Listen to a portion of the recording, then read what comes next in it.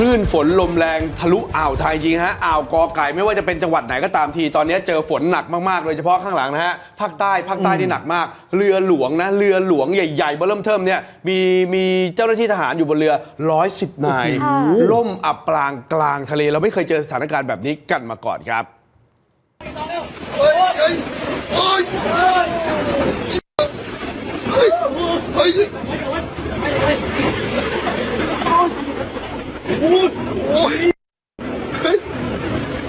เล่นกูแล้ว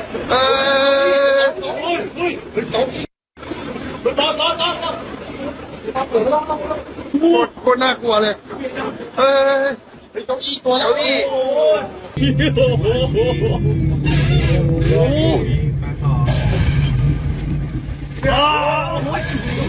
เสียวอ่ะ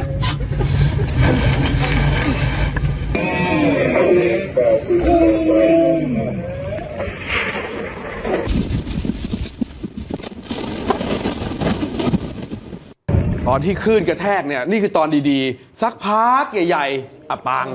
งแปลว่าจมกลางทะเลนะครับคลื่นลมฝนถล่มอ่าวไทยทำเรือหลวงลำนี้ชื่อว่าเรือหลวงสุโขทัยอับปางกลางทะเล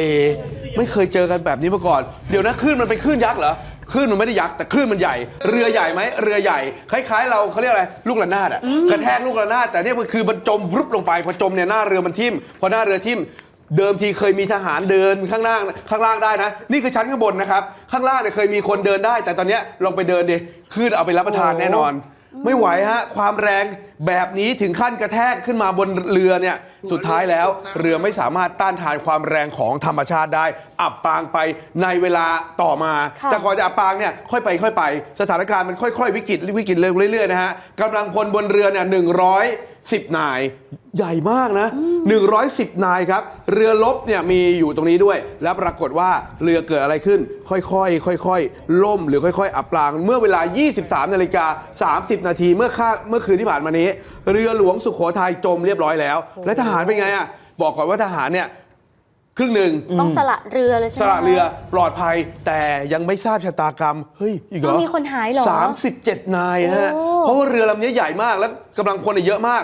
110 นายครับให้การช่วยเหลือมาได้เนี่ยขึ้นมาทั้งหมดแต่ยังไม่ทราบชะตากรรมยังสูญหาย37 นายเดี๋ยวนะเรือหลวงนะเรือรบหลวงนะมันเกิดแบบนี้ได้ยังไงไม่เคยเกิดมาก่อนเรื่องของเรื่องเกิดขึ้นได้ยังไงโฆษกกองทัพเรือพลเรือเอกปกครองมนทาตพรินท่านก็อธิบายว่าลมแรงเข้าใจแล้วครับท่านฮะลมแรงแล้วยังไงลมแรงแล้วน้ำทะเลบางส่วนเนี่ยมันซัดเข้ามาในตัวเครื่องอีกทีสิลมแรงน้ำทะเลซัดเข้ามาในตัวเครื่องแล้วน้ำทะเลมันดันไปเข้าในจุดที่เขาเรียกว่า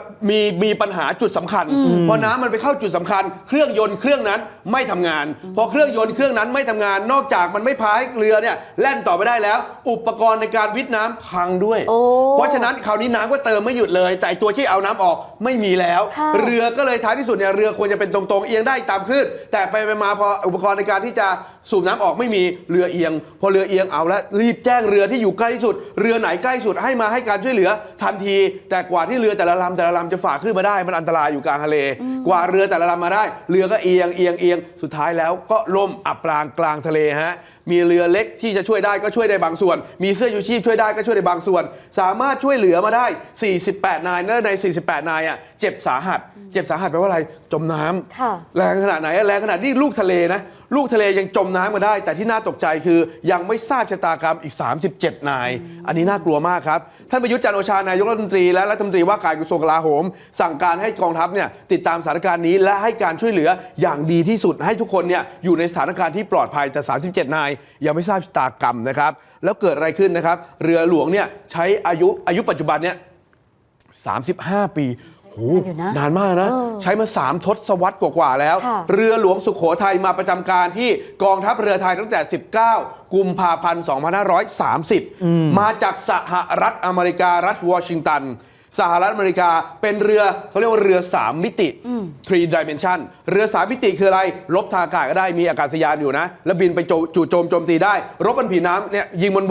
ผิวน้ำก็ได้ หรือแม้กระทั่งใต้น้ำก็มีอุปกรณ์ในการสกัดกั้นการโจมตีใต้น้ำถ้าเรือลำนี้แล้วมีเรือดำน้ำมานะเรือลำนี้เอาอยู่เลยแต่ตอนนี้ยังไม่เจอใครเลยฮะอยู่ดีๆเจอสถานการณ์รุนแรงเนี่ยเรือก็ล่มอับปางเป็นที่เรียบร้อยแล้วครับ แรงมากจริงๆนะคะคุณผู้ชมไม่เพียงแต่เฉพาะเรือหลวงค่ะแม้กระทั่งเรือบรรทุกน้ำมันเองก็เอาไม่อยู่ถึงขั้นที่ว่าอับปางเลยต้องรอเรือลำอื่นเนี่ยมาช่วยเมื่อวานนี้สถานการณ์นั้นแรงจริงๆสำหรับคลื่นลมในทะเลค่ะอันนี้เป็นภาพอีกหนึ่งลำนะคะคลื่นลมแรงในทะเลอ่าวไทยซัดให้เรือพัฒนพันธ์ซึ่งเป็นเรือบรรทุกน้ำมันขนาดใหญ่ขนาด 2,037 ตันกรอสมาเกยตื้นบริเวณชายหาดแหลมสนอ่อนที่แหลมซิมิลาใกล้กันกับปากร่องน้ำทะเลสาบสงขลาในอำเภอเมืองสงขลาค่ะคุณผู้ชมขนาด 2,000 กว่าตันกรอสยังเอาไม่อยู่โอ้ซัดขึ้นมาเกยอยู่บนนี้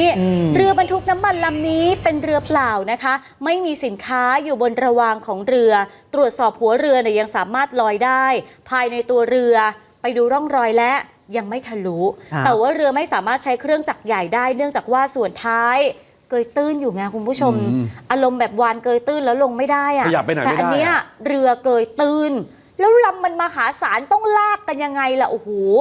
ช่วยดันกันไม่ไหวแน่นอนค่ะเบื้องต้นทราบสาเหตุนะคะว่ามาจากการที่สมอเรือขาดพอสมอขาดขณะที่จอดลอยลำอยู่ชายฝั่งมันก็เลยซัดเข้ามาตามกระแสคลื่นแล้วคลื่นเราเห็นเป็นเกลียวแบบนึกว่าจะเบาๆนี่ซัดเรือขนาดแบบ 3,000 กว่าตันกรอสได้สบายๆเลยนะคะลมแรงมากจริงๆเลยลูกเรือทั้งหมดที่อยู่บนเรือแห่งนี้อันนี้ดีหน่อยพอซัดเข้ามาปุ๊บมันตื้นไม่มีใครเป็นอะไรปลอดภัยทุกคนค่ะโดยบริษัททางเจ้าของเรือก็ประสานกับทางศูนย์อำนวยการรักษาผลประโยชน์ของชาติทางทะเลภาค 2แล้วก็ท่าเรือน้ำลึกสงขลา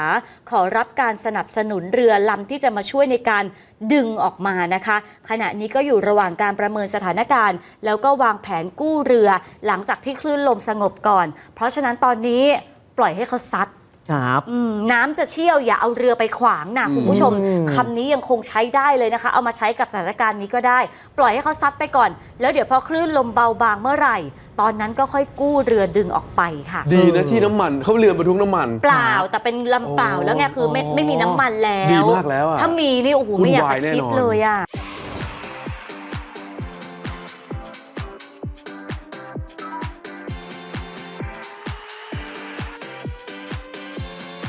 อย่าลืมกดติดตามช่องอมรินทร์ทีวีและกดกระดิ่งแจ้งเตือนกันด้วยนะครับเราไม่อยากให้คุณพลาดทุกข่าวสารและรายการดีๆกดตรงนี้ได้เลยครับ